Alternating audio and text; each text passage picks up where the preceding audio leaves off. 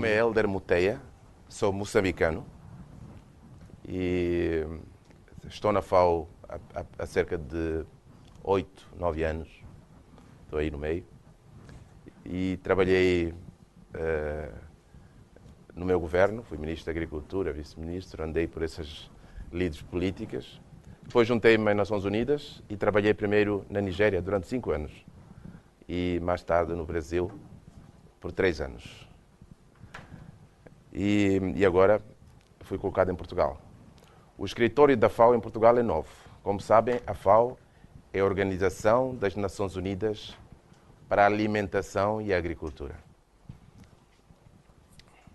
E, portanto, nós cuidamos basicamente da questão da alimentação e da agricultura. Portanto, toda a componente, todo o sistema alimentar como um todo, incluindo questões ambientes, recursos naturais e tudo mais.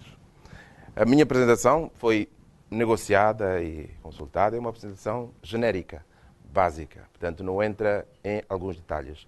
Mas é uma apresentação interessante para contextualizar. Eu já tive a oportunidade de fazer apresentações similares, não exatamente com este tema, quando estive no Brasil, em muitas universidades. E cheguei à conclusão que era extremamente importante para quem está, tanto a trabalhar em biotecnologia, ciências de nutrição, agricultura, alimentação, na área, portanto, académica, para se inserir dentro de um contexto da necessidade do mundo de resolver os problemas da alimentação.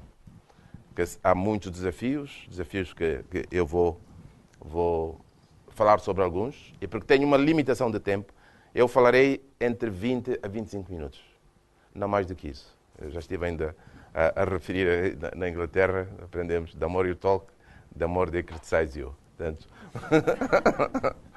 então é importante restringir-me no essencial, mas também para permitir aqui um espaço de debate e para compreendermos a organização, porque o objetivo, para mim, como representante da FAO, não é apenas fazer a apresentação, é para ver que parcerias nós podemos criar. E este é um primeiro passo de parceria e diálogo com a Católica de Porto, e nós gostaríamos de desenvolver muitas outras atividades em conjunto.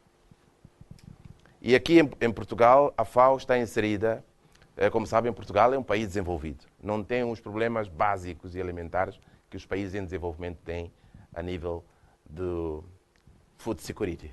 Falar-se por segurança alimentar em Portugal, às vezes, como referiu, vai-se para o food safety. Mas nesta questão de segurança alimentar e nutricional, em Portugal nós não temos problemas básicos, mas o nosso objetivo é nós procurarmos aproximar Portugal com os restantes países, com os países que necessitam da capacidade e potencialidades tecnológicas que Portugal tem, a experiência acumulada. E vimos que a CPLP, que é a Comunidade dos Países de Língua Oficial Portuguesa, portanto, é uma plataforma que pode ser utilizada para que Portugal possa começar a oferecer mais. Está a oferecer, mas no nível que não corresponde a potencialidades que Portugal tem neste âmbito. Então, eu mais tarde, inclusive, vou apresentar aqui, porque a nível da CPLP nós iniciamos uma campanha. Como sabem, na CPLP temos cerca de 28 milhões de pessoas que passam fome. Do universo de 250 milhões, quase uma em cada 9, 8 pessoas. Portanto, é uma situação dramática. No mundo, a média mundial é ainda pior, é uma em cada 8 pessoas. E em África, portanto, os países africanos dentro da CPLP, então, temos um país como Angola, é uma em cada 4 pessoas, mas Moçambique é uma em cada 3 pessoas que passa fome. Agora imagina se uma em cada 3 pessoas nessa sala estivesse com fome. E não é aquela fome que nós temos aqui em Lisboa, quando apetece umas sardinhas assadas, um bacalhau à brás, quando apetece uma bifana ou coisa. É uma fome que dói e mata. Mas eu dizia que mais tarde vou apresentar aqui uma campanha que nós iniciamos, chamada Juntos contra a Fome na CPLP. Porque nós constatamos que os países da CPLP têm uma grande dificuldade de disponibilizar fundos para se fazerem coisas a nível da comunidade. E a CPLP assumiu esta responsabilidade de levar avante esta carroça de combate à fome. E por falta de recursos, iniciamos uma campanha para angariar fundos. E esta é a primeira apresentação em que eu vou mostrar aqui o número de telefone que as pessoas podem ligar para doar 60 cêntimos. Mas não é obrigatório. Mas no final, não tem nada a ver com a apresentação, vou pôr um número, então apresentem aos amigos e tudo mais. E provavelmente com a Associação de Estudantes, como estamos a fazer em Lisboa, possamos também divulgar a campanha. E aqui não vou ter muito tempo para aprofundar a campanha, mas possamos abordar a campanha. Em Lisboa estamos a trabalhar muito com a Associação de Estudantes, que estão a levar a campanha, para nós levarmos avante esta agenda de combate à fome no mundo. Eu tenho que apontar para onde mesmo? Não está ligado? Como é que se liga isso? Terei que usar isto aqui? Também posso usar aqui. O rato. Já está. Como é que se tira aquela coisa ali em cima? Se pudesse ajudar. Ok, eu gosto muito de... Mas antes também quero pedir perdão pelo meu sotaque. No Brasil as pessoas diziam, você é do Nordeste? Não, sou da África, do Moçambique. Mas aqui é o meu sotaque. Mas por vezes o meu sotaque joga a favor, porque as pessoas ficam atentas, dizem, mas que maneira estranha de falar. Não funciona. Dá para tirar aquela coisa. Bom, este é o mapa da fome. Este é o mapa da fome. Para mostrar, isto mostra onde é que a situação da fome dói mais. Como eu disse aqui, que dói mata, onde ela dói mais. Portanto, a África subsaariana, como podem ver ali, é a região mais afetada. Moçambique, eu já dei o exemplo de Moçambique, como vem, está ali na região. Quanto mais escuro for a cor, significa que a situação é muito mais estigmatizada, muito mais dolorosa. E nós vemos a situação de Portugal, portanto, os países que estão completamente em branco são os países que têm abaixo de 5% de incidência de insegurança alimentar, portanto, no sentido de acesso aos alimentos.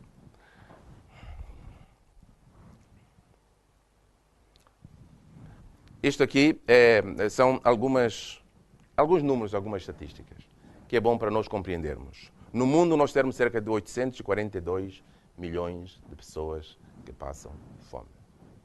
Quase 1 bilhão. Não, em Portugal são quase 1.000 milhões. É outra coisa que eu aprendi em Portugal. E está ali a estatística que eu tinha referido. 1 em cada 8 pessoas está nesta situação, portanto, é a média mundial.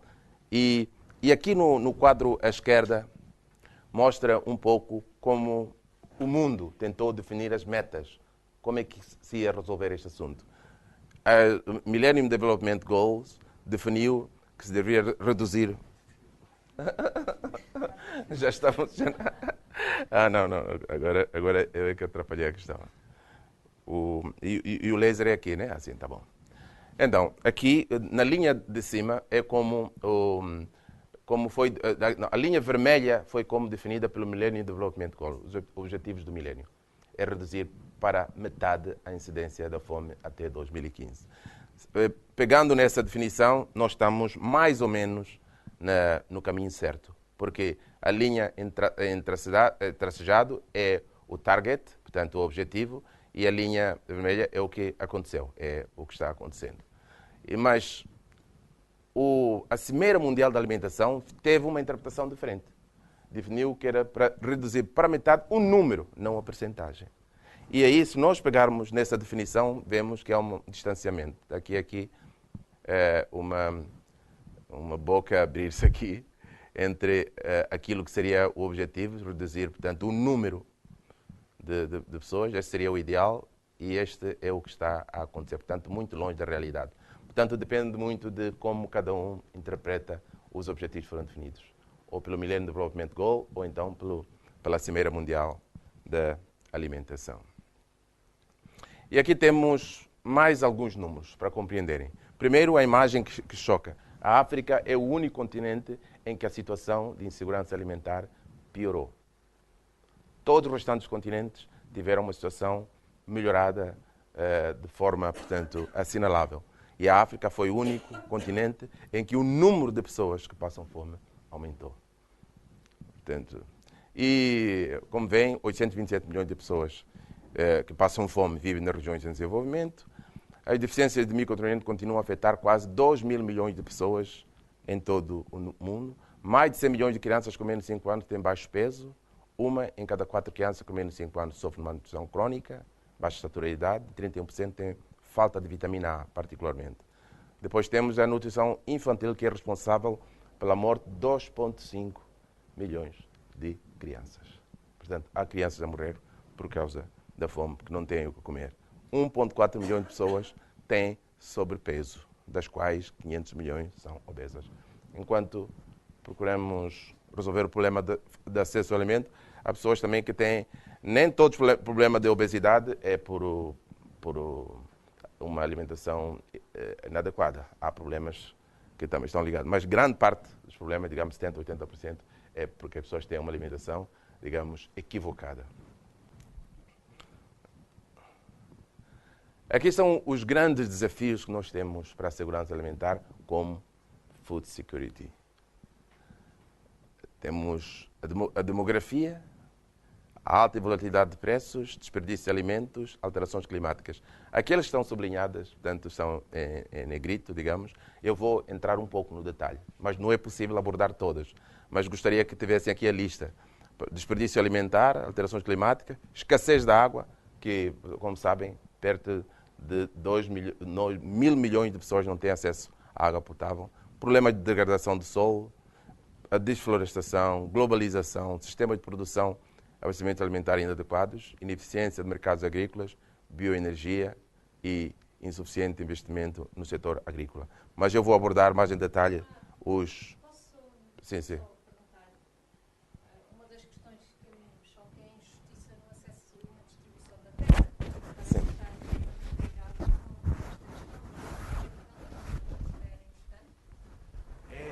É importante, mas a gente faz uma hierarquia. Portanto, os problemas que mais estão a afetar. Mas mais tarde eu vou referir a isso. Não como foi eu referi, mas esse é um problema que não vai ficar do processo alimentar.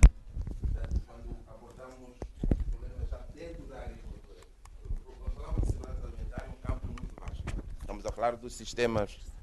É verdade, estava. Eu esqueci que os meus gestos. Estamos num mundo globalizado que até tirar o casaco afeta tudo. digamos, quando falamos de sistemas alimentares, há muitos setores envolvidos. Então, quando eu abordar um pouco a questão da agricultura, já entro no acesso à terra, que é fundamental.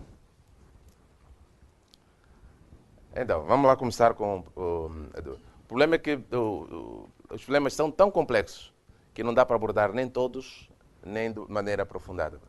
É o problema da demografia. Demografia, como é importante, eu tenho 3 slides sobre a demografia. O primeiro são estes dados que são importantes. Até 2050 seremos 9 mil milhões de pessoas. 70% da população será urbana. Portanto, com hábitos alimentares totalmente diferentes daqueles que nós temos atualmente. E vai haver um aumento, projeta-se um aumento da procura de alimentos de 2,1 atuais para 3 mil milhões de toneladas de cereais. E, a nível da carne, é mais dramático ainda. Quase duplica. Portanto, saímos de 270 para 470 milhões de toneladas de carne. Mas também se vai consumir mais legumes e tudo mais. Esta é a parte interessante da questão. Portanto, não pela... E temos que aumentar a produção de alimentos em 60%, segundo a projeção. Estamos a falar de projeções. Com apenas 20% da potencial de expansão sustentável das terras, das áreas cultivadas. Os ganhos, então, de onde podem vir? Só podem vir da tecnologia. Só podem vir de ganhos tecnológicos, da produtividade. Então, este aqui é um dos maiores desafios que nós temos. O outro é este. Como veem, aqui é o envelhecimento. Particularmente envelhecimento. Aqui é mais genérico de toda a população, mas a população rural é o reflexo de todo mundo. Portanto, haverá um envelhecimento da população rural. Como sabem, em 2042 haverá, portanto, mais pessoas, portanto, quase metade, acima de metade das pessoas, portanto, terão acima de 55 anos. Este é um problema. Reter jovens no campo.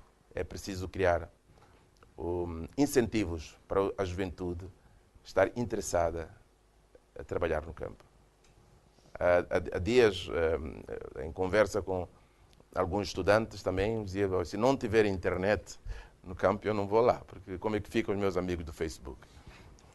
Então, é preciso criarmos as condições para que a juventude esteja interessada. E o exemplo do Facebook é apenas o exemplo, mais acesso à saúde, à educação, porque as pessoas querem tanto boas condições também para os seus filhos, mas também para o desenvolvimento da sua carreira. Outro desafio é este. Eu já tinha referido, 70% da população em 2050 será uma população urbana. Então, e a população rural será, naturalmente, cerca de 30%, e eles é que vão ter que produzir para todo este mundo urbano. E é importante que nós tenhamos os melhores no campo, porque senão não vamos comer do melhor. Portanto, é importante que os melhores estejam a trabalhar nos sistemas alimentares. Como eu referi antes, que é muito mais amplo e mais complexo do que só a agricultura. Aqui nós temos também um fenómeno que, digamos que é um fenómeno mais ou menos recente. Com a globalização, esta questão da alta e volatilidade dos preços tornou-se muito complexo. O primeiro, já tivemos crises de alta de preços de alimentos no passado, mas normalmente eram localizadas de fácil análise. Olha, a culpa é da seca, ou a culpa é das cheias, de qualquer catástrofe, ou da subida do preço do petróleo, mas tudo muito, muito simples. A partir de 2006, começamos a notar um comportamento estranho.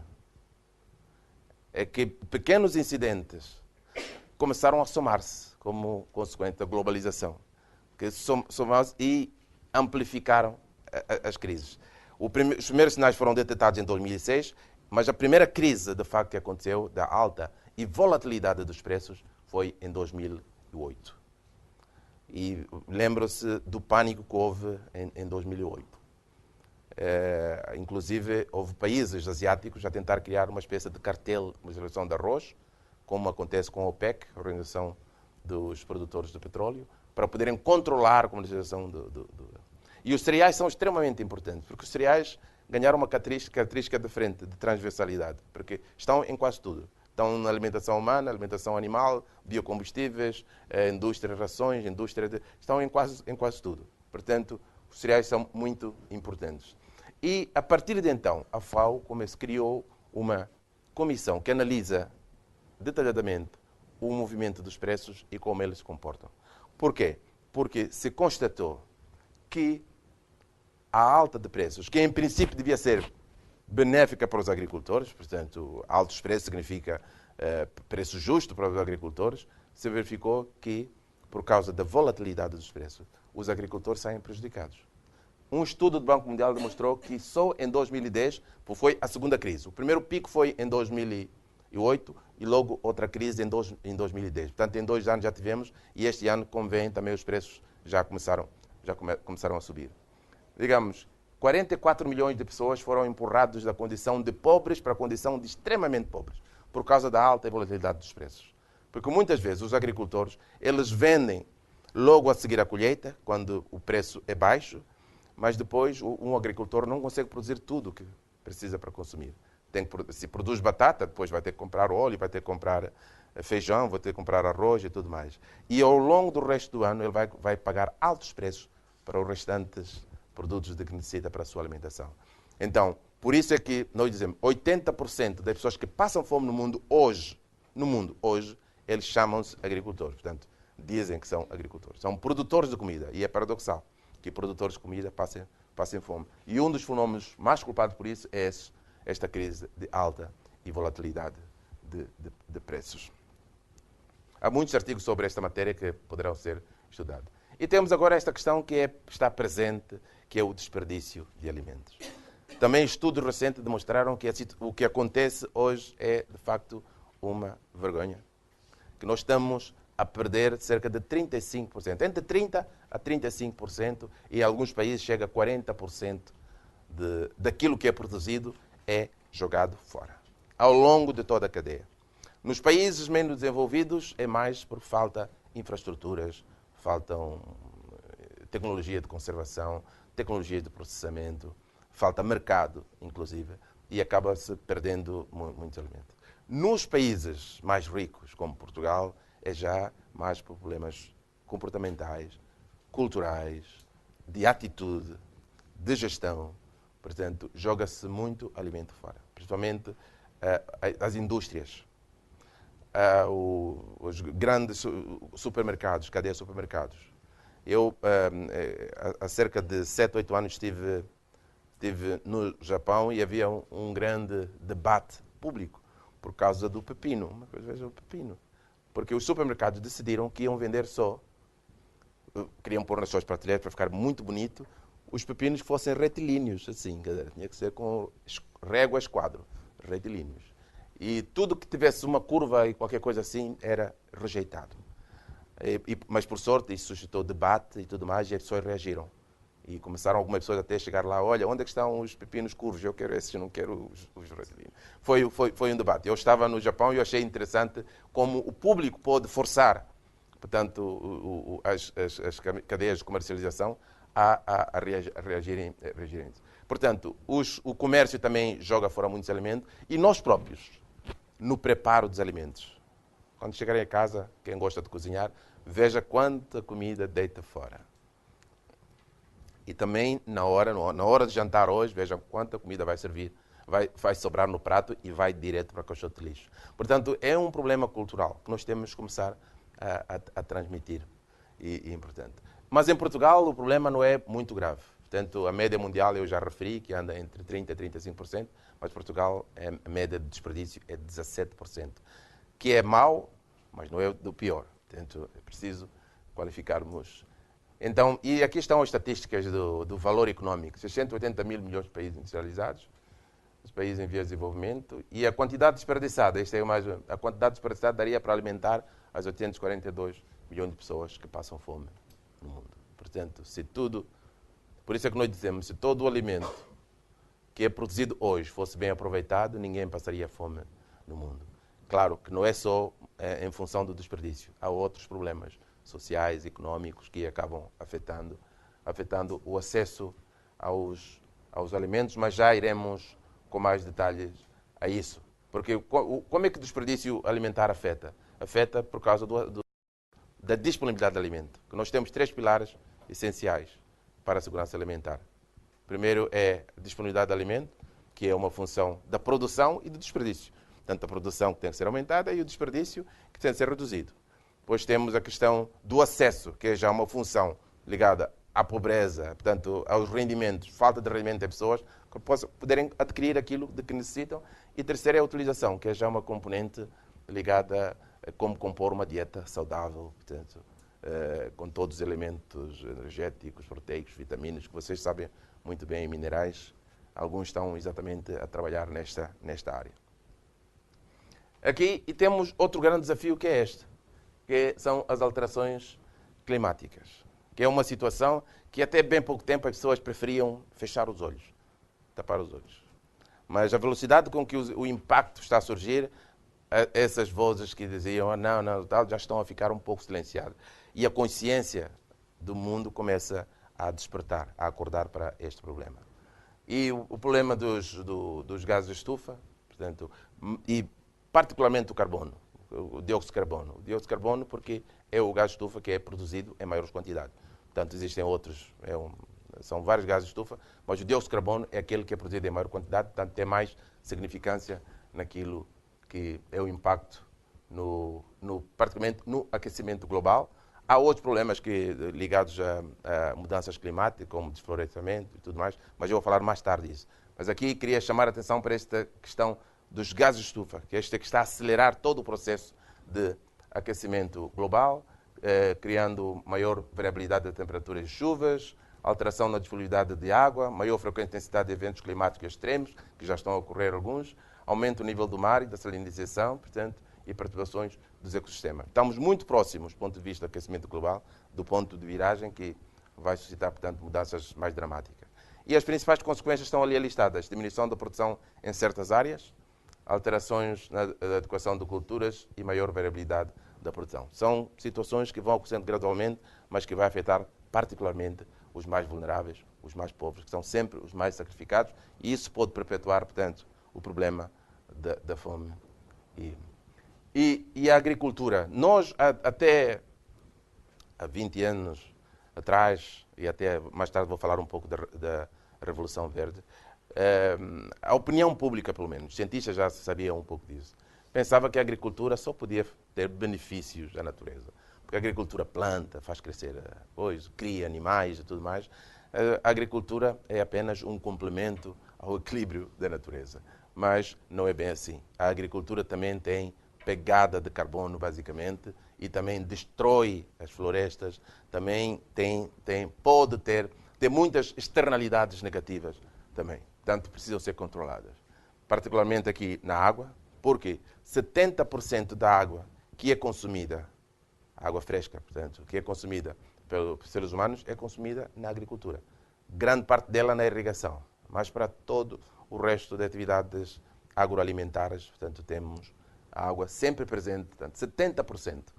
Os solos, temos aqui, muitos solos são degradados por culpa da agricultura, e temos as emissões. Ali foram apresentados 3 exemplos: dióxido de carbono, o óxido nitroso e o metano, mas há muito, é uma lista de gases de estufa. E também as florestas. Eu estive no Brasil, onde, portanto, há grande índice de desmatamento, particularmente na Amazônia. Para quê? Para criar gado e para plantar soja, basicamente. E é verdade que também a indústria das madeiras também tem uma, mas a agricultura, ela também é culpada pelo desflorestamento. Eu já tinha dito que ia chegar aí. No passado, quais são as soluções que nós íamos encontrar? Uma delas era a expansão da área cultiva, porque pensávamos que era infinito o mundo, né? Parece até uma constatação recente que o mundo é finito. Mas no passado nós respondíamos a essas grandes necessidades, ao crescimento da demanda, através de expandindo a área de cultivo. Mas já referi que até 2020 a expansão sustentável, podemos expandir mais, mas aí estaremos a matar o planeta, seria de não mais do que 20%. E no passado tivemos também o recurso à Revolução Verde, que foi interessante, porque nós celebramos muito a Revolução Verde. Já devem ter falado da Revolução Verde, que foi boa e tudo mais. Foi importante num contexto, mas hoje, quando olhamos para trás, vemos que a Revolução Verde deixou algumas marcas negativas. É verdade, aumentou a produção de cereais, é verdade, conseguimos solucionar imediatamente alguns problemas, mas os problemas ambientais não foram abordados, foram, aliás, agravados. E o porquê? A Revolução Verde era baseada mais em sementes de qualidade e uso massivo de agroquímicos. E substituição do trabalho humano com máquinas. Então, isto e substituição do processo ecológico por inputs químicos, portanto, fertilizantes. E tudo isto teve consequências ambientais. Nessa febre de produzir mais, tal e demais, houve muito desflorestamento, portanto, no mundo. Portanto, estas duas soluções do passado não são as soluções que nós vamos precisar para o futuro. E é por isso que nós, na FAO, estamos a tentar procurar uma abordagem diferente. Estamos a produzir pacotes e a trabalhar mais, a pegar mais os nossos problemas de segurança alimentar, digamos, no sentido de food security, como sistemas alimentares, que é uma coisa muito mais complexa, que leva em consideração não apenas aquela componente agrícola de produção de alimentos, mas também o ambiente e tudo mais. Todo mundo que nos rodeia e a sustentabilidade social também. Que não interessa apenas que a gente tenha um pão no prato. É importante saber como é que esse pão foi produzido. se danificou o planeta ou se foi produzido com dignidade.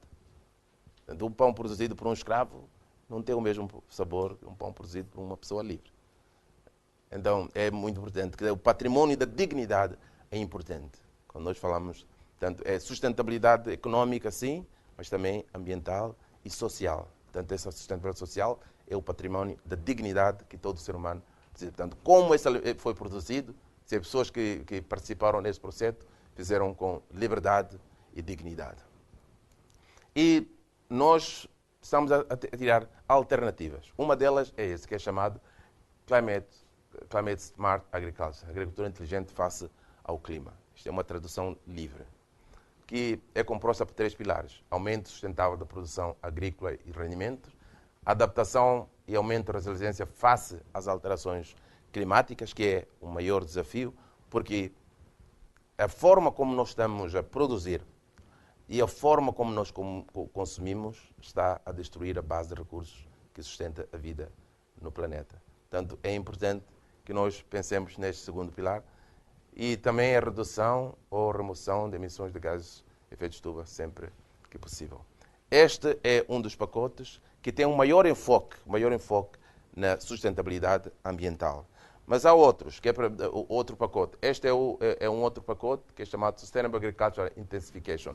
Este é mais talhado para aqueles que querem uma atividade mais de intensificação. O anterior é mais uma atividade diversificada que encontra um equilíbrio entre diferentes atividades, que reutiliza, reusa e está em equilíbrio com a natureza. Este é mais quem quer fazer uma produção comercial, mas que siga as regras, portanto, da sustentabilidade também ambiental.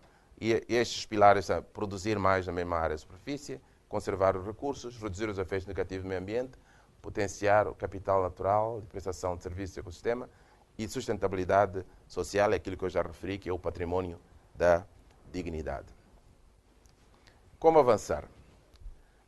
Este slide é mais para tentar resumir um pouco aquilo que são os caminhos. Eu procurei fazer uma apresentação mais ou menos genérica, para permitir depois o debate. Portanto, poderemos depois entrar em detalhes de cada um destes temas. Como eu referi, eu já tenho uma vasta experiência trabalhando em governos, ONGs e tudo mais. E já participei em muitas conferências em que se fala, se promete números, se promete ações e depois zero, não acontece nada. Tivemos em L'Aquila, foram prometidos bilhões de dólares que não surgiu. Houve promessas enormes, gigantescas e não aconteceu nada. Então, a primeira, é preciso uma abordagem pragmática, preciso agir. Portanto, acabou aquele tempo em que estávamos a falar, estávamos preocupados e tudo mais, e não agimos.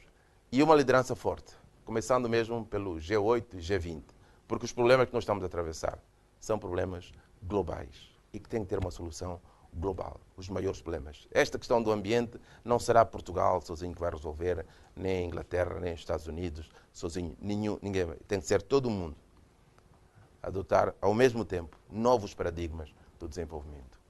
Portanto, é importante que tenhamos lideranças, mas não só lideranças, portanto, essas internacionais. Temos que ter lideranças nacionais, nossos líderes governamentais, nossos líderes parlamentares. E também comunitárias, pequenos líderes, a nível da comunidade, a nível de universidades. Pessoas que em inglês é que têm um termo que eu gosto muito, essa coisa de sermos formados, que são champions. Pessoas que possam ser champions, que pegam num tema e avançam, pesquisam e encontram soluções, motivam e mobilizam as pessoas para determinadas atitudes.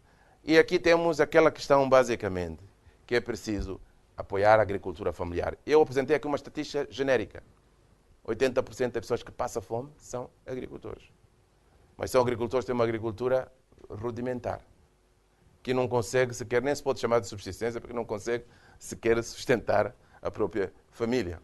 Então, como é que se apoia a agricultura familiar? E, aliás, eu esqueci-me de fazer referência a isso, o primeiro slide vem que tem aqueles bonequinhos. Era mesmo para eu, no início, fazer referência que este ano é o Ano Internacional da Agricultura Familiar. Foi definido pelas Nações Unidas. 2014 é o Ano da Agricultura Familiar. Esqueci-me de fazer na altura, mas já relembro agora. E estes são os grandes desafios que nós temos que essa agricultura familiar, basicamente, particularmente na África subsaariana, no sul da Ásia, enfrenta, que é o problema de acesso à terra, basicamente, acesso à água, acesso a mercados, tecnologia e crédito. E também seguro agrícola. Portanto, todo o pacote financeiro, aqui está só o crédito como uma componente importante. Porque o crédito é mais importante? Porque nós estamos agora a recomendar os agricultores a adotarem novas tecnologias. E essas tecnologias custam dinheiro. Então temos que criar mecanismos de crédito para que eles possam investir nas novas tecnologias e nas novas oportunidades.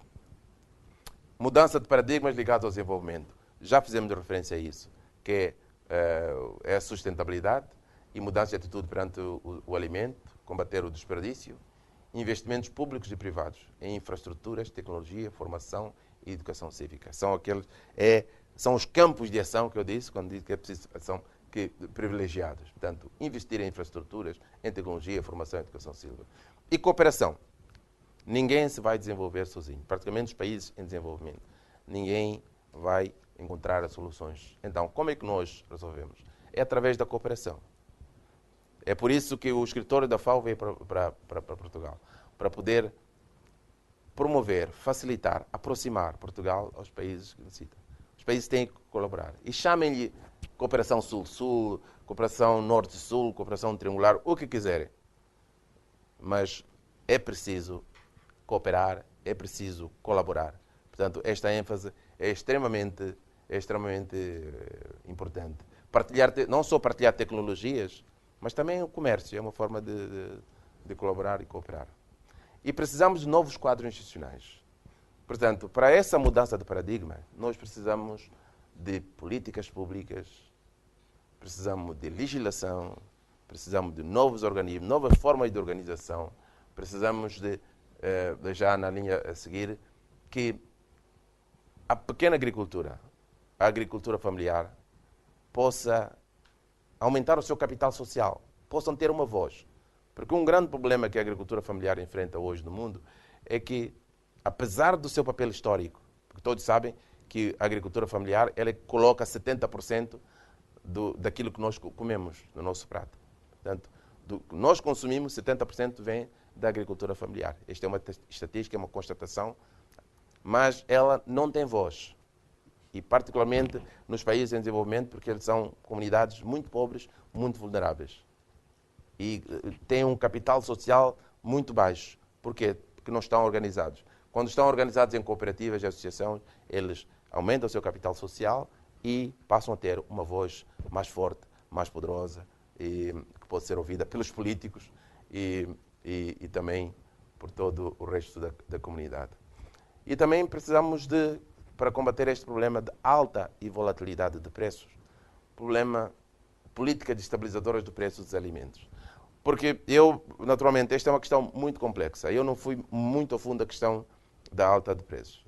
Eu referi aqui que a alta de preços, ela não é, em princípio, não devia ser uma coisa má para o agricultor, mas depois, na realidade, ela acaba sendo má, por causa da complexidade, portanto, do mercado.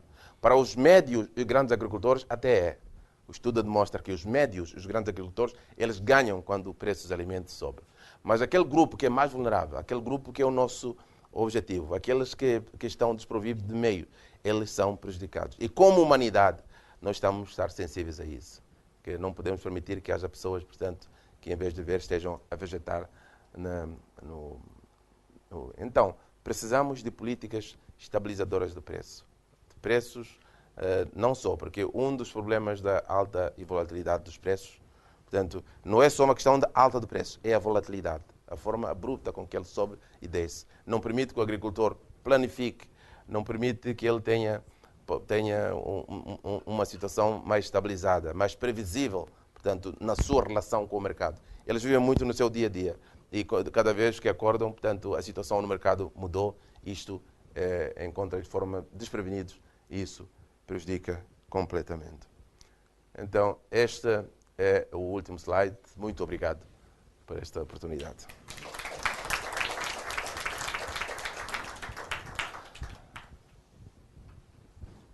Eu tenho muitas questões. Faça o favor. Muito obrigado, Dr. Freire, excelente intervenção. Eu, vergonhosamente, esqueci-me de apresentar quando eu apresentei o Dr. Helder no início, esqueci-me de dizer que, e vimos aqui na forma que falou, tem experiência governativa também, chegou a ser vice-ministro e ministro da Agricultura de Moçambique, portanto, eu peço muito desculpa não ter mencionado isso antes, mas realmente nota-se também na forma de convicta e de pormenor com que está a nos comunicar. Portanto, parece que há algum interesse deste lado de fazer perguntas? Eu, por acaso, me esqueci da minha esferográfica também, que se alguém me puder emprestar uma para tomar nota, se pudessem dizer também os nomes cada vez que... Okay. Agora sim, eu posso me centrar ali para poder olhar para as pessoas. Alguém gostava de fazer uma pergunta antes de eu passar a palavra à professora Margarida? E já sabemos que isso vai durar um bocado. Ok. Se não se importa, Margarida, eu passo primeiro, José António.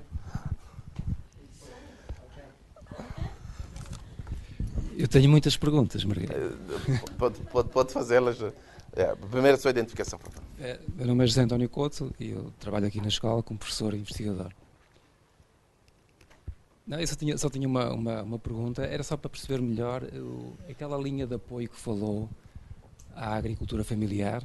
Uhum. É para prestar apoio a agricultores já estabelecidos ou pretende-se que surgem aqui novas famílias a dedicarem-se à agricultura?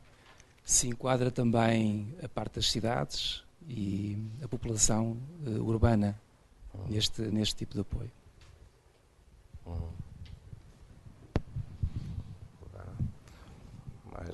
Mais perguntas? Pelo menos duas ou três, claro. Que é para não fazermos aqui uma economia de tempo. Economia de escala. Aquilo que mais me deixou com a adrenalina a correr nas veias, não, tenho a impressão que não é nas veias, mas foi direto ao coração, foi quando me disse, e a nós todos, que para resolver a equação do aumento da população e da limitação da Terra num planeta redondo, a solução estava e só podia vir da tecnologia. E eu fiquei de cabelos em pé, sinceramente. E isso é o discurso que se ouve há 40 anos. E isso trouxe-nos onde estamos agora, que é sem grandes soluções à vista. Portanto, mais do mesmo vai-nos continuar a trazer zero soluções e a permitir que os problemas se agravem. Portanto, eu confesso, não sei porque é que eu estava à espera de um discurso diferente, mais arrojado. Eu sei que tenho de trazer aqui a posição institucional e não pode falar pela sua opinião própria, mas eu espero que a FAO esteja disposta a usar um discurso diferente muito em breve. Até porque o IAA-STD, aquele grande esforço cooperativo das Nações Unidas, que aliás também envolveu a FAO, e que fez uma avaliação do futuro da agricultura e da tecnologia aplicada à agricultura, verificou que, precisamente, mais do mesmo era impraticável, era completamente insustentável e a continuar. Eles chegaram a conclusões absolutamente dramáticas. Com o sistema atual, nós temos, para conseguirmos aumentar em $1 anual o rendimento dos agricultores mais desfavorecidos, nós temos de aumentar a produtividade agrícola em $160, que é uma coisa completamente inviável, porque nós não temos planetas para isso. Portanto, o IASTD já deu a perspectiva correta da multifuncionalidade da agricultura e de como ela deve ser atingida. E eu não encontrei isso aqui no seu discurso, embora houvesse aqui uma listagem muito exaustiva dos problemas, das causas, não houve essa perspectiva nem essa abertura em termos de soluções, quando essas soluções já estão identificadas. Por exemplo, quais? Por exemplo, o abandono das monoculturas e a adoção da policultura, que é precisamente uma das coisas que, aliás, também identificou, que referiu no seu discurso, quando disse um agricultor que produz batata vai vender a batata quando ela está barata, porque é quando acabou de produzir e não tem mecanismos de armazenamento, e depois o resto do ano precisa de batata, mas também precisa de outras coisas e vai ter de comprar quando está caro, porque já é fora dos picos de produção. Ora, se houver policultura, e uma das coisas que a ASTD demonstrou foi precisamente que a policultura é mais produtiva, nós resolvemos uma série de problemas com uma medida só, enfim, com uma lógica só. Eu ainda mal comecei a lista. Mas talvez pela profundidade destas duas questões, eu respondesse agora, porque isso pode ditar, portanto, sim. O debate. Eu vou responder essa da professora Margarida. Eu vou inverter um pouco, começar por esta questão. No fundo, estamos a falar a mesma linguagem. Como é que nós chegamos à pluricultura? Chegamos através de informação, de ciência e de tudo mais. Portanto, não será de forma aleatória. Quando nós dizemos... porque nós estamos com este desafio, a população a crescer. E quando nós falamos da tecnologia, não significa mais maquinaria, mais não sei o que mais. Não. Estamos a falar de tecnologia no sentido lato. Portanto, não é no sentido de mais máquinas, mais agroquímicos. Portanto, nós condenamos completamente isso. Eu acho que deixei bem claro que não estamos a favor nem do uso massivo de agroquímicos. Isto lembra-me, há dias eu também estive num debate, eu passo a vida de debate em debate, e o debate era mesmo sobre a biotecnologia, a importância da biotecnologia. E havia uma apresentação de um dos participantes que dizia, não, nós já estamos cansados dos GMOs e tal, não sei o que mais. Então eu disse, mas quem foi que disse que biotecnologia é sinónimo de engenharia genética que altera e tal, e que gera... A biotecnologia é um campo vasto, gente que tem uma história milenar. Portanto, os que estão a fazer aqui sabem, desde a fermentação e tudo mais, tudo isto é biotecnologia. E foi impressionante. A reação do tal estudante foi, afinal, tudo isto, a fermentação, a cultura de tecidos, afinal, eu pensei que biotecnologia fosse apenas GMOs e tal. Não, é verdade que há bem pouco tempo as pessoas começaram, desde que começou a falar da polêmica dos GMOs, algumas pessoas quando lêem biotecnologia já estão a pensar logo na manipulação genética. Em relação à tecnologia, quando nós dizemos tecnologia, significa que os passos que nós vamos dar têm que ser baseados na ciência, no conhecimento, na investigação. É este o sentido que a FAO dá. E também, espero eu, no conhecimento tradicional, milenar, claro, valorização, isso também é ciência. Valorização do conhecimento tradicional e tudo mais, e coisa assim. Isto também é a gente, para recuperarmos aquilo que foi perdido, é preciso também alguma forma de recuperação. Portanto, no fundo, estamos a falar a mesma coisa.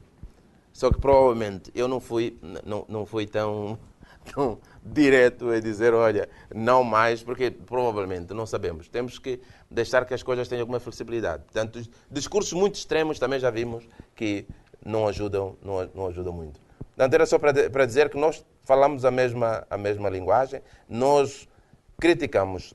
A FAO já teve um discurso, portanto, a falar da Revolução Verde, que eu apresentei aqui. A falar bem da Revolução Verde. Mais tarde, a FAO começou a mudar o discurso. E a FAO, o segundo discurso que a FAO veio é que não, precisamos de uma Revolução Verde-Verde. Significa uma revolução verde, que aumenta a produção, ok, mas que tenha em consideração o ambiente. Mas já nem isso a FAO já diz. Porque o conceito de Revolução Verde está tão estigmatizado naqueles 3 princípios de uso de agroquímicos, de uso massivo de maquinaria, de interferência, portanto, nos processos naturais. E de grande perda de biodiversidade. E de grande perda de biodiversidade, que é uma das polémicas. Hoje não vai ser debate sobre isso, mas no debate que nós tivemos sobre os GMOs, portanto, é exatamente isso. É que é uma situação, é partir para o desconhecido. E então a gente tem que se precaver. Mas também a FAO evita um discurso de dizer, olha, não... Portanto, tudo o que nós fazemos, qualquer passo que nós dermos, tem que ser baseado, portanto, na investigação, na ciência. E este é um princípio que a FAO abraça com muita força. A agricultura familiar. Esta é a segunda questão que eu queria responder. Porque eu dei importância, não porque estejamos a falar de linguagens diferentes, mas porque, de facto, é o tema que este ano nós temos que salientar. E ainda bem que voltou a colocar e colocou esta questão de agricultura familiar. Naturalmente, para quem vive em Portugal e conhece a agricultura familiar, sabe que a agricultura familiar na Europa é diferente da agricultura familiar, por exemplo, em Moçambique. Totalmente diferente. Porque a agricultura familiar aqui em Portugal, provavelmente, grande parte dela, também temos aqueles que são pequeninos, com 2, 3 hectares, mas grande parte delas é uma agricultura que até utiliza tecnologia, está modernizada e tudo mais, minimamente modernizada, necessita de mais apoios, mais ou menos. Mas quando vamos à África e o sul da Ásia, nós encontramos aquelas pessoas que, para além dos problemas de terem pequenos pedaços de terra, não terem acesso à terra, e mais ainda, problemas culturais. Se calhar quem não tem a experiência da África e da Ásia não sabe que, por exemplo, as mulheres em algumas culturas em África não podem ter acesso a terra, ser titulares de um pedaço de terra. É proibido culturalmente. E isso traz muitos problemas. Portanto, há muitos problemas que têm que ser resolvidos. Então, quando nós falamos de apoio a essa agricultura, começamos pelos agricultores que já existem. Portanto, aquela comunidade que é vulnerável, portanto, que já existe, precisam para poderem integrar-se na economia. É verdade que não são só problemas da produção agrícola, há problemas de acesso à água, problemas de acesso à saúde, problemas de analfabetismo, que também estão. Mas, particularmente, no campo agrícola, são estes os grandes desafios que eles têm. É acesso à terra, portanto, que eles possam ter um pedaço de terra. Segundo, que possam ter acesso a tecnologias, portanto, e não precisam de grandes, quando digo tecnologia, não são aquelas coisas muito grandes, são tecnologias práticas e simples, para que eles possam integrar-se no mercado, que não sejam vítimas daquilo que em inglês chamam technological treadmill, que os pequenos agricultores são sempre os últimos a adotar a tecnologia e acabam sempre perdendo, acabam sempre ficando na cauda.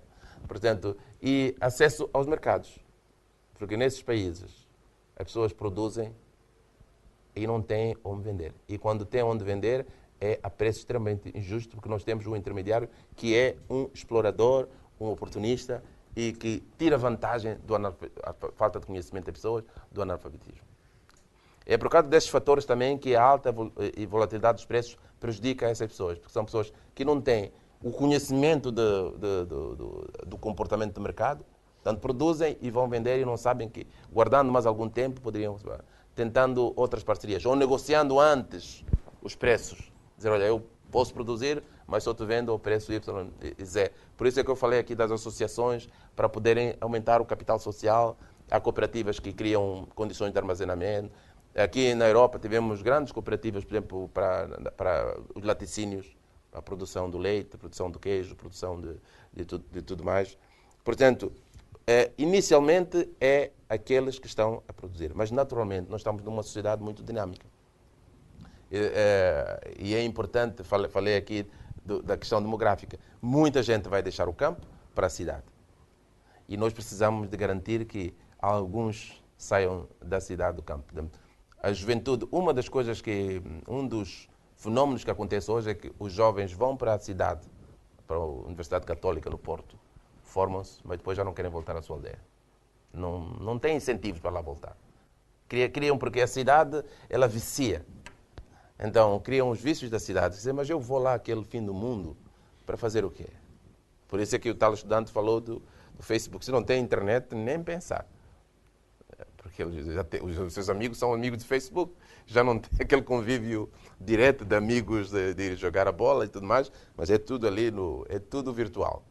E já não pode viver sem aqueles amigos virtuais em que ele partilha as imagens, as fotos. Quer dizer, foi um exemplo, mas é paradigmático daquilo que pode acontecer. Portanto, nós temos que criar incentivos para os jovens dizer, ok, eu gosto da agricultura e trabalhar no campo não vai fazer diferença nenhuma, porque eu tenho lá boa saúde, tenho o sistema de saúde, tenho o sistema educacional, os meus filhos vão à escola, eu próprio posso estudar, frequentar e tudo mais, porque há escolas no campo, ou então há escolas abertas, digamos. Quer dizer, temos que criar incentivos para que as pessoas não se sintam marginalizadas ao voltarem para o campo. Mas aquela questão que colocou também é importante, que a FAO também está muito preocupada. É que, com este movimento demográfico para as cidades, muita gente vai ficar ali na fronteira. Quer dizer, eles o que sabem fazer é a agricultura e chegam à cidade e só estão perante o cimento. Então, há aquilo que nós chamamos de agricultura urbana, nós temos pacotes, não apresentei aqui, nós temos tecnologias de agricultura urbana que estão a ser desenvolvidas, para que as pessoas também possam, dentro do contexto urbano, produzir. Portanto, há tecnologias de agricultura urbana que podem ser incentivadas. É basicamente isso. Mas também haverá alguns dos novos. Portanto, preparar a nova geração de agricultores. Já podemos passar para outras questões. Posso continuar? Uma outra pessoa? Depois voltamos à professora Margarida. Para não ficar com diálogo. Eu queria ouvir mais alguns jovens. Que questões é que têm? Porque eu aprendo muito das questões, que a gente aprende muito das questões que a juventude coloca, porque é o futuro, né? Nós estamos a preparar essa juventude, eles é que vão ter que segurar muito. Que questões, que dúvidas, aí é que a gente aprende. Por exemplo, no início também da sua apresentação, Yeah. disse que... O nome? Desculpa, Raquel Janeiro. Como? Raquel Janeiro. Raquel Janeiro? Eu mesmo. Yeah. Disse que o único continente onde continuava a aumentar a incidência da fome era o continente africano, enquanto nos outros estavam a resolver aos poucos e poucos. Mas não disse o porquê. Por que motivo é que a África continua a ir por... É. Essa é uma pergunta interessante. Porquê? Sim, não sei se é curta. Uma das razões... Vem um bocado, se calhar, na lógica da pergunta da Raquel, embora noutra vertente. Referiu a globalização como origem e causa da volatilidade dos preços, que de facto traz uma enorme instabilidade, que é totalmente insustentável. Mas a globalização já começou há muitos anos. Nós já temos grandes empresas agroalimentares mundiais há décadas, e essa instabilidade atingiu um novo patamar agora nos últimos anos. Portanto, alguma coisa além da globalização aconteceu. Não é a globalização tout court que explica isso. Enfim, daquilo que eu tenho lido e refletido, estas coisas aconteceram nos últimos anos por causa da financialização da alimentação. Basicamente por causa da utilização da produção agrícola para biocombustíveis. Ou, mais exatamente ainda, por causa da imposição de metas obrigatórias nos Estados Unidos e na União Europeia de utilização de biocombustíveis. O que garante um mercado para a produção agrícola que não é o seu tradicional, que não é para alimentar pessoas. E, portanto, isso deixa-me muito preocupada. Eu penso que a única forma de voltar atrás é desacoplar os mercados da produção agrícola, porque a alimentação e a comida e a agricultura não são uma atividade económica como as outras, têm de ser tratada com pinças e uma forma muito diferenciada. E isso passa por reconhecer que esta estratégia de adoção de biocombustíveis falhou redondamente e que põe em concorrência direta neste leilão global os mais desfavorecidos versus as pessoas que têm carro para abastecer. E isso é um leilão que os pobres nunca vão ganhar. Portanto, eu gostava de saber qual é a reflexão da FAO relativamente a este caminho dos biocombustíveis, que para mim é mesmo um buraco. E pronto. Mais alguém? Mas eu poderia responder essas duas, porque são profundas, tenho que comentar. Mais alguém quis fazer a pergunta? Pode estar associado. Mas tenta então. O meu nome é Conceição Hogg, também sou professora aqui na escola. Com os números que apresentou, parece que com o desperdício nós conseguimos alimentar as pessoas que têm fome. Portanto, aumentar mais a produção é aumentar também mais o desperdício. Ou seja, se dividirmos a quantidade de alimentos que existe no mundo pela quantidade de pessoas, com certeza que há alimentos para todos. Como é que nós conciliamos estas duas situações? Uma situação de não há falta de alimentos, há excesso num sítios, há falta noutros. Tem a ver com um pouco, tem um ponto de interseção com a outra questão. Mas eu vou responder vou responder a esta questão. E vou começar pela questão porque é que a África, porque é que o problema da fome está estigmatizado em África, é um problema crônico. É também um cocktail de causas.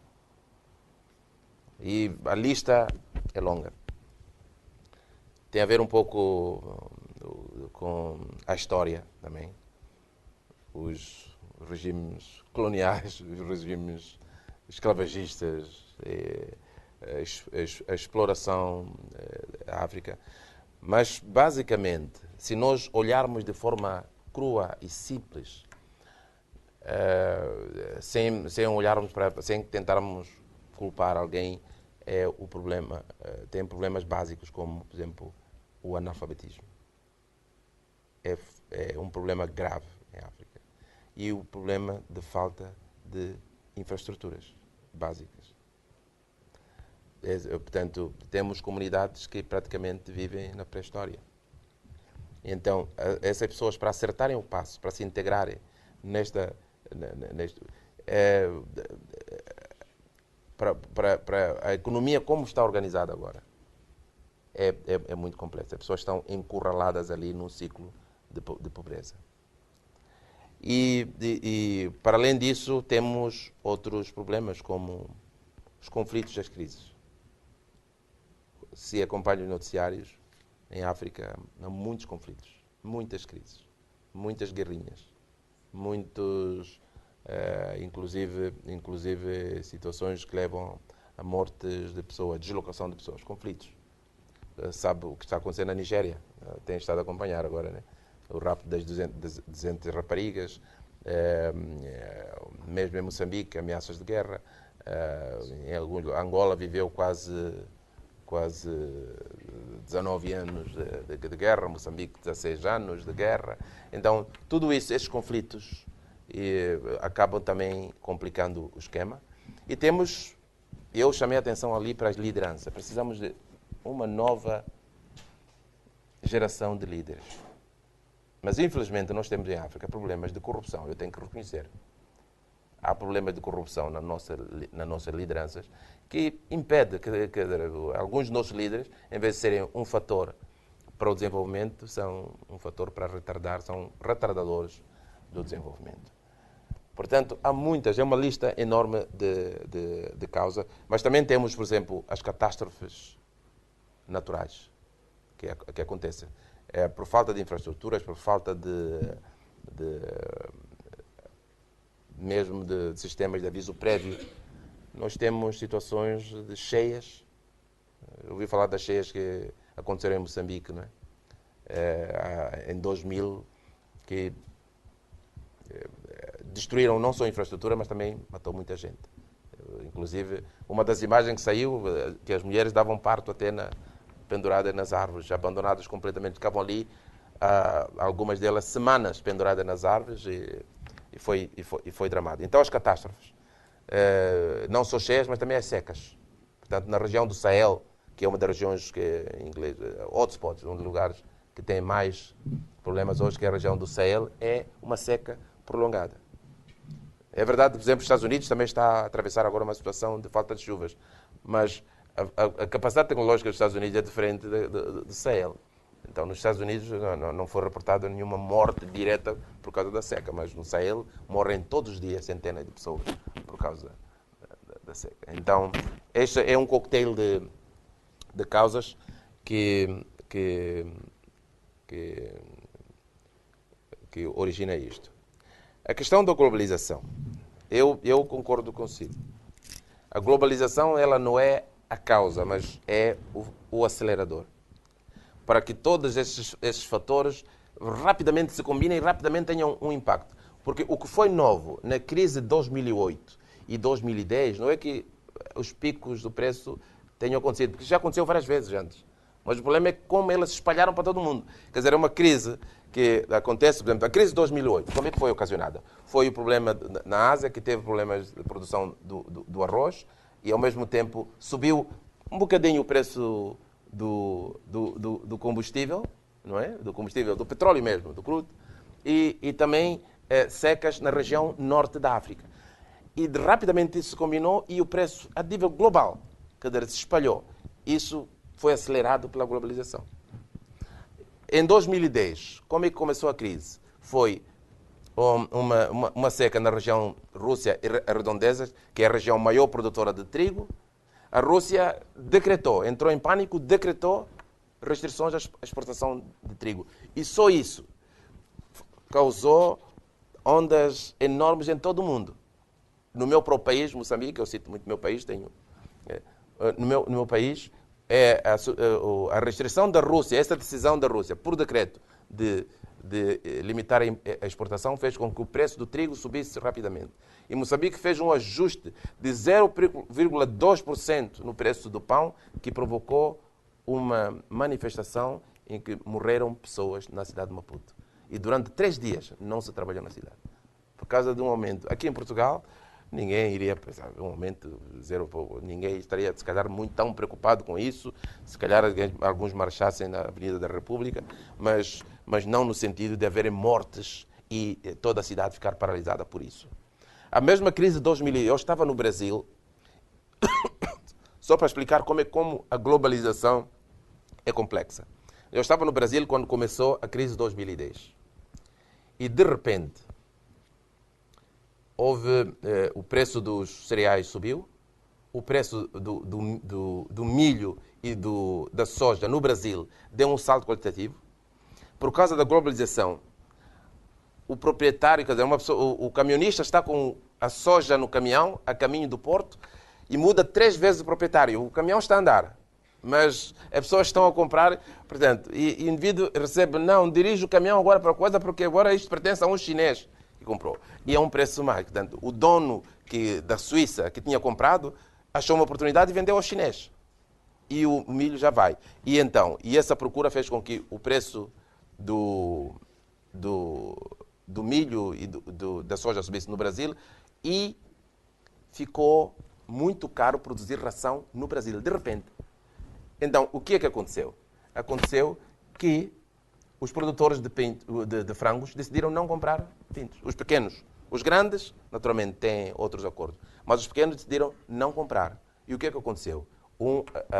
Lá em Moçambique, um massacre massivo de pintos. Que eram toneladas, caminhões e caminhões de pintos ainda vivos, que eram atirados. As pessoas nunca pensaram que aquilo gerasse uma crise.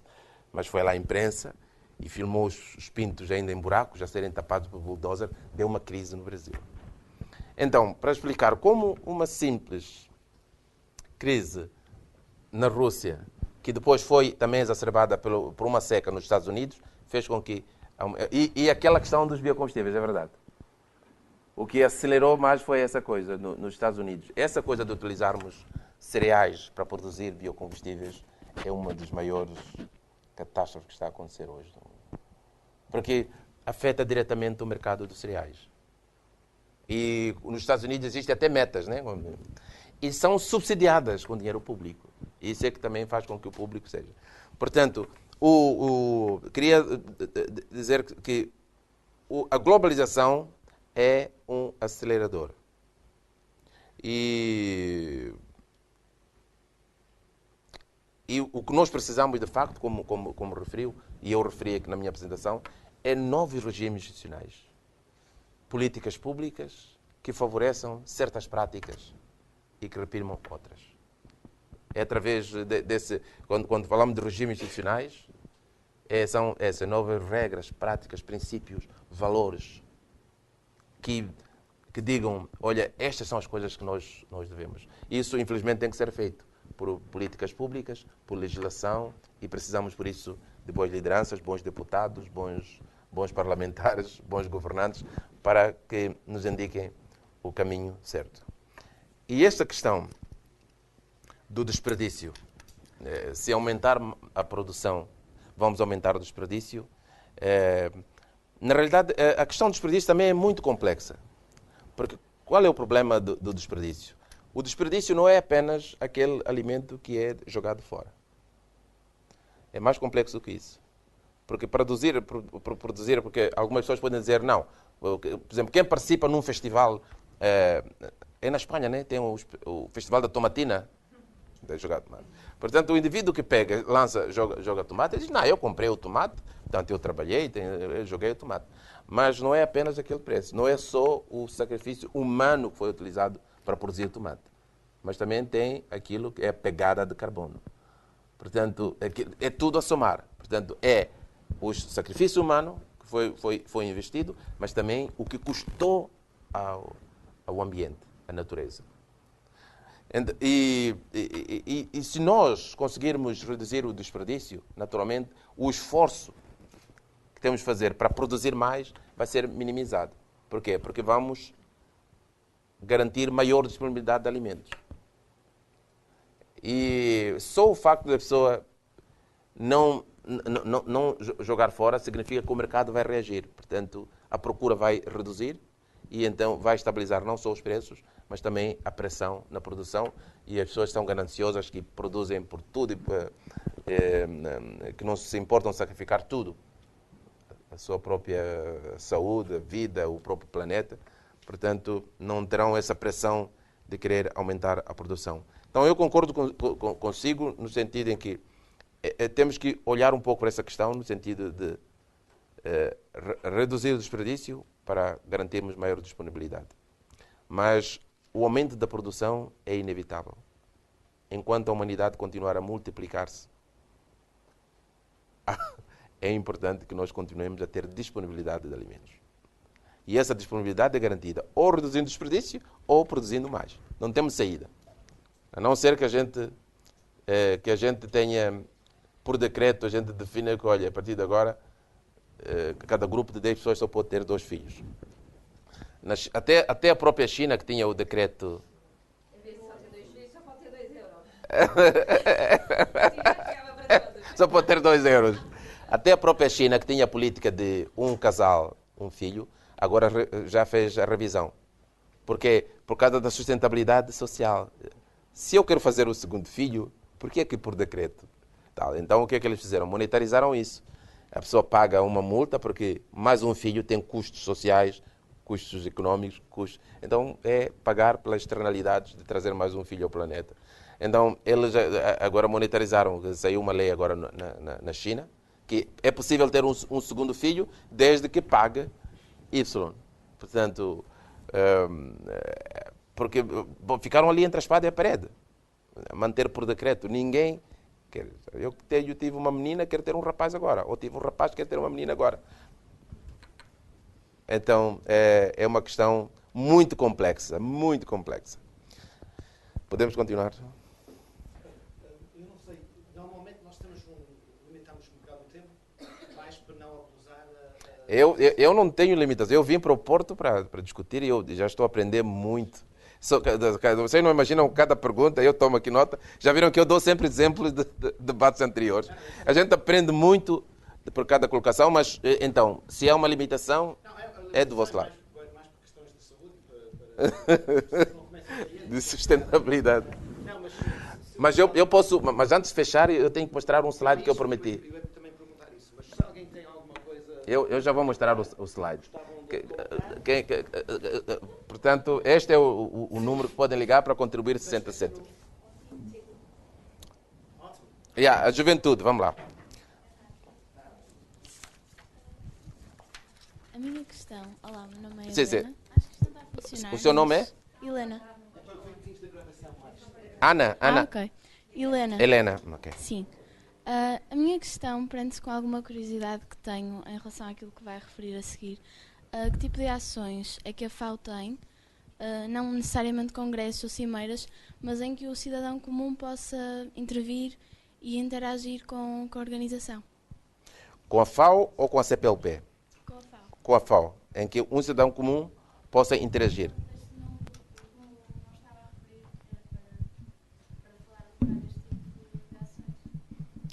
Eu gostaria de entender melhor a pergunta.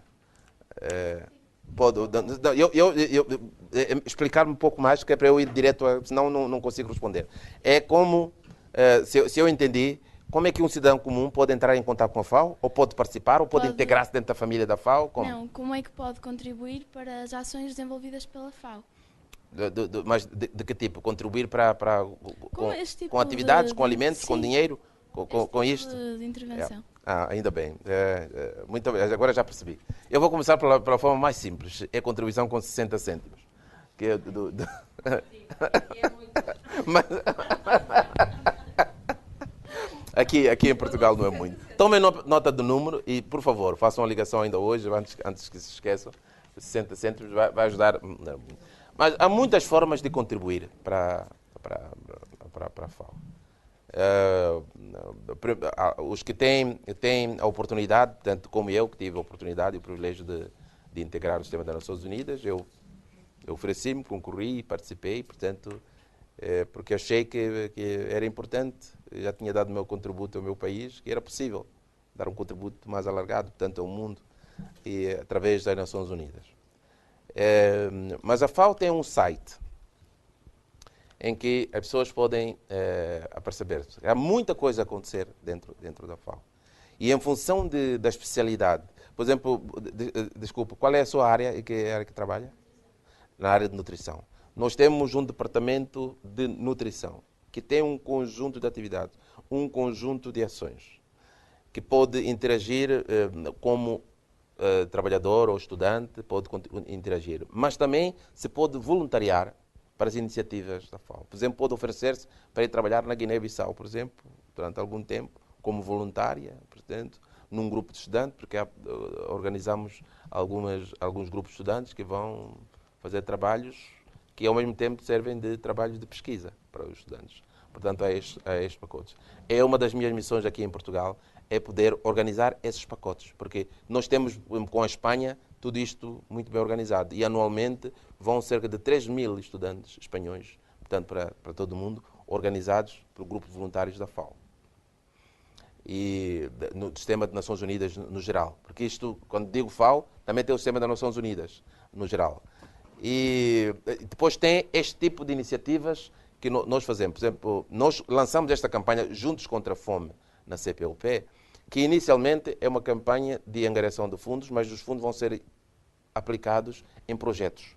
Projetos, por exemplo, de criação de sistemas de regadio, organizar um banco de multiplicação de sementes, ou então um grupo de mulheres camponesas que nós temos, e temos algumas comunidades em que as mulheres viúvas estão organizadas, que nós possamos ajudar, ou então programas de alimentação escolar com horta escolar, por exemplo, a produção e tudo mais, ou então mesmo alimentação direta, comprando dos camponeses para alimentar a escola. Portanto, há todo um manancial de atividades que podem ser desenvolvidas. Então, querendo participar, eu deixei o meu e-mail aí, não é?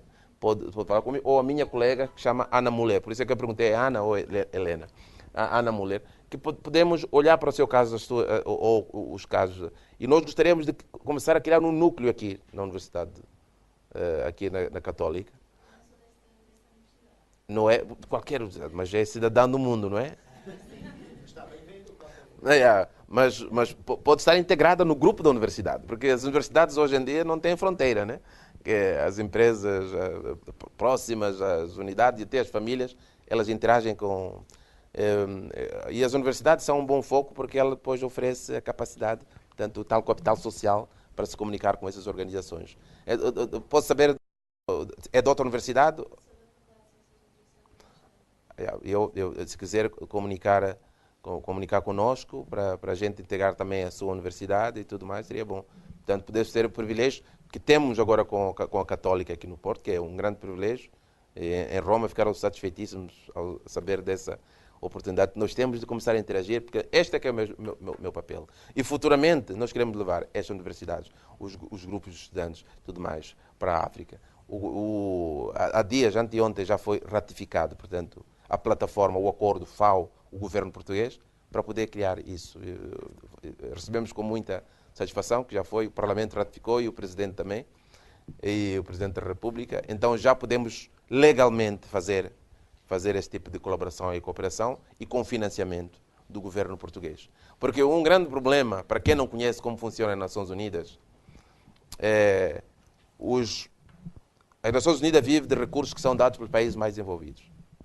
E os países mais desenvolvidos assinaram uma cláusula, no fundo, que nenhum dólar pode ser investido nos países desenvolvidos. Portanto, o único dólar que pode entrar aqui é o que paga o meu salário. Mas quando tivermos que realizar atividades aqui, tem que ser pago pelo governo português ou então pela União Europeia. Isso já está acordado. E este instrumento legal que foi aprovado agora é fundamental para que nós possamos recorrer. Inclusive, ontem mesmo, já fui comunicado pelo Instituto Camões a dizer que já tem alguns recursos para nós fazermos algumas coisas.